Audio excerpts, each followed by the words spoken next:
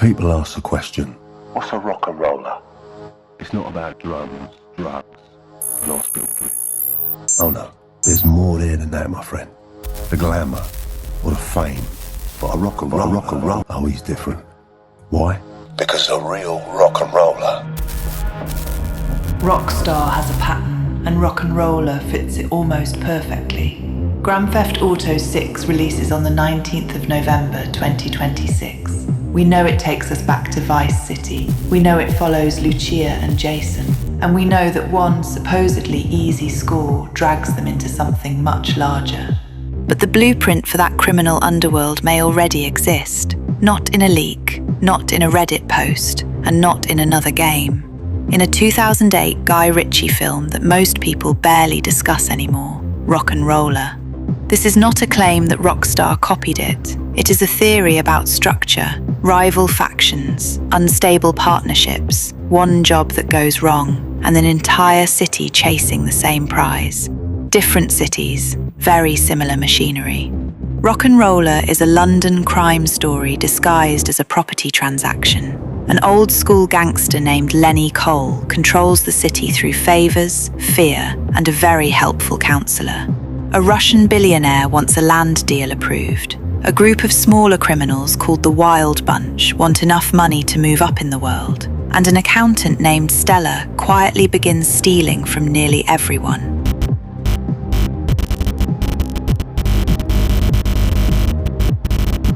Then there is a painting. It is loaned as a gesture of trust, stolen almost immediately, and passed through the story like a cursed baton. The painting itself barely matters. What matters is that everyone believes it matters to somebody else. That belief turns it into power. The result is classic Guy Ritchie. Old criminals threatened by new money, small criminals pretending to be large ones, and clever people discovering that the room contains someone cleverer. Now move the board from grey London to fluorescent Florida. What has Rockstar officially shown us? Vice City, inside the fictional state of Leonida. Two central protagonists, Lucia Caminos, newly out of prison, and Jason Duval, a man who wants an easy life but keeps making it harder. They are partners in crime, partners in love, or perhaps both. The Bonnie and Clyde comparison is obvious, but it may also be incomplete, because around them, Rockstar has already placed an ensemble. A veteran bank robber named Raul Bautista, an old smuggler named Brian Heder, drug runners, music hustlers, social media criminals, club owners and crews with their own ambitions, not merely background characters, separate economies waiting to collide. And Rockstar's official premise gives us the crucial sentence. An easy score goes wrong, pushing Jason and Lucia into a criminal conspiracy across Leonida. That is where the parallel begins, not with two people becoming criminals for the first time, with criminals reaching for something simpler, safer, almost respectable. In RocknRolla, the respectable surface is property. In GTA 6, it may be the good life. In both cases, legitimacy is simply crime wearing a cleaner shirt. 1. A city of factions. The easiest crime story to write has one hero and one villain. RocknRolla refuses that simplicity. Lenny represents the old guard, local knowledge, political corruption, and violence made respectable through routine. Uri, the Russian billionaire, represents incoming capital, wealth so large it does not need to understand the neighborhood. The Wild Bunch occupy the middle, skilled enough to steal millions, but not powerful enough to know whose millions they have stolen. Then Stella crosses every boundary at once. Each faction sees only one part of the operation. The audience sees the traffic building between them. GTA has used ensembles before, of course, but GTA 6 appears especially suited to this design. Jason is linked to local drug runners. Lucia wants to change the odds for herself and her family. Raul recruits people for increasingly dangerous scores. Brian belongs to an older smuggling world. Draquan and the Real Dimes turn crime, music, and online performance into the same business. Old money, new fame. Local crews, professional thieves. The theory is not that these characters match RocknRolla one for one. They do not. The pattern is that each group possesses something another group needs, and nobody possesses the whole picture. That is how a city stops feeling like scenery. It becomes a machine for collisions. 2. The double-cross engine. In RocknRolla, the plot does not move in a straight line. It folds back on itself. Uri pays Lenny. Stella arranges the transfer. Stella secretly hires the Wild Bunch to steal it. The Wild Bunch believe they are robbing a stranger. Lenny hunts for the thieves while losing control of the painting. And the painting drifts through the city, exposing loyalties that money alone could not reveal.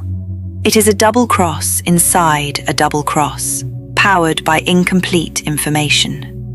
Rockstar already understands this structure extremely well. Think of GTA 5. Crews assembled around jobs, competing plans, compromised alliances, and scores that grow more complicated the moment somebody says they are simple. A heist is not merely an action sequence, it is a social test. Who was told the full plan? Who was promised a cut? Who becomes expendable when the plan changes? Place that design inside a romantic partnership and it becomes even more volatile. Jason and Lucia must rely on one another. Rockstar says so directly. But dependence is not the same as trust. If a deal turns bad, the interesting question is not only who betrayed them, it is whether each believes the other might have. Quietly, that is far more dangerous. 3. Style is part of the evidence. The strongest part of this theory is not a character or a plot point.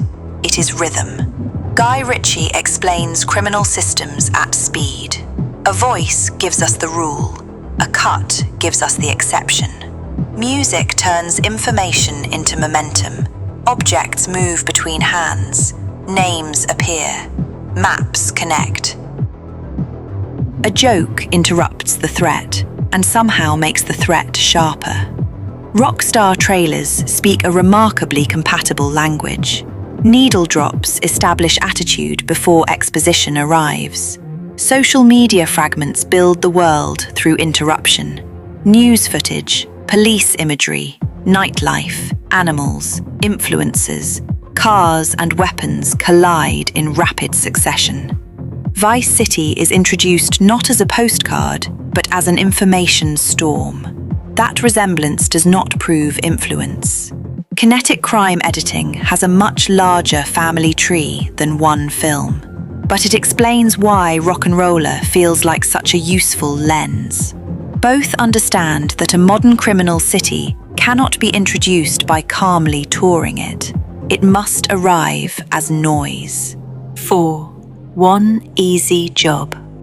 In RocknRolla, nearly every disaster grows from one crooked land arrangement. The deal creates the payment creates the robbery creates the suspicion, and the missing painting adds a second mystery moving through the first.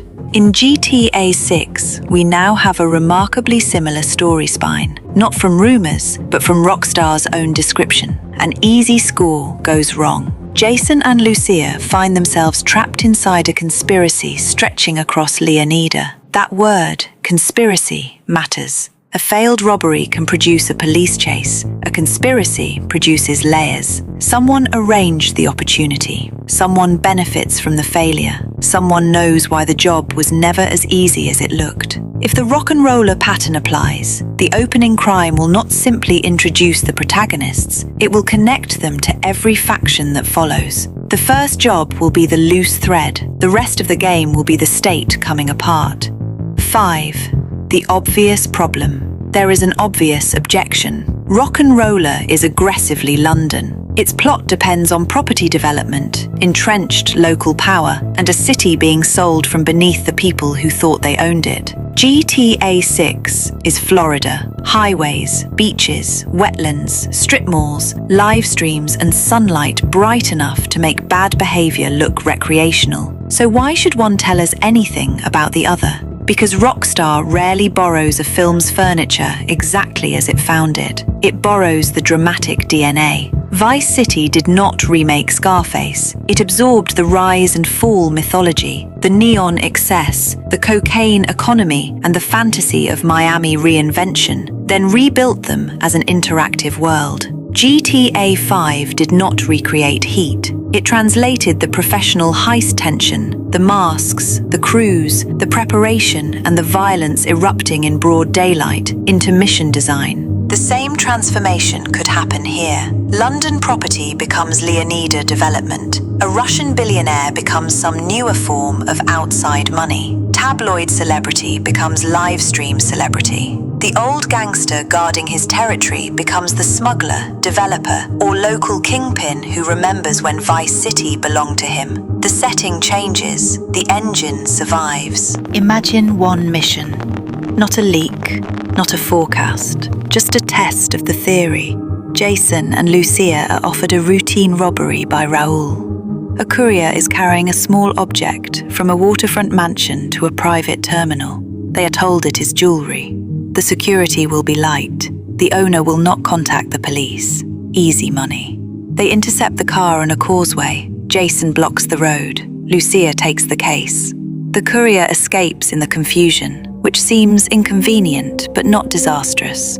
Then the messages begin. Brian wants the case delivered to his boatyard. A music promoter offers twice the payment. A local developer claims the object belongs to him. Raoul insists that nobody else should even know it exists. 4 people want the same case. Each gives a different reason. The player chooses a delivery point, but whichever route they take, another faction arrives first. Not because the game ignored the choice, but because somebody inside the operation sold it. The case is opened during a firefight. There is no jewelry inside, only a battered mobile phone. On it, video of politicians, police officers, and developers meeting at a half-built luxury resort in the wetlands. The land is about to become worth billions. The people in the recording are not frightened that Jason and Lucia might publish it. They are frightened that the wrong criminal will own it. Suddenly, the mission changes shape. The courier was not transporting an object. He was transporting leverage. Raoul did not hire Jason and Lucia because they were trusted. He hired them because they were unknown enough to blame. Brian is not protecting them. He wants to trade the phone for safe passage through the keys. The promoter wants to use it against a club owner. The developer wants every copy destroyed. And Jason and Lucia must decide whether to sell the phone, expose it, copy it, or convince everyone that somebody else has it. That is the RocknRolla structure translated into GTA. One compact asset, several competing interpretations. A chain of betrayals driven less by what the object is than by who might control it. And at the center, 2 people trying to survive without knowing whether survival means trusting each other or keeping one final secret.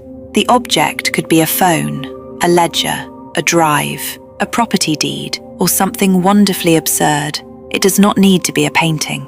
Rockstar does not need to remake RocknRolla. They only need its blueprint. So, the theory in 3 parts. First, GTA 6 is building an ensemble criminal world, with old operators, ambitious newcomers, and several economies overlapping in the same state. Second, Rockstar's confirmed easy score gone wrong gives the story a perfect mechanism for double crosses, shifting loyalties, and one small crime opening into a much larger conspiracy. And third, Guy Ritchie's editing language, music, voice, interruption, and criminal diagrams fits the way Rockstar already sells and structures its worlds. None of this proves that RocknRolla sat on a desk at Rockstar. It may not have. Crime stories share patterns because criminals share problems. Too many promises, too little trust. and money that never seems to belong to the person holding it.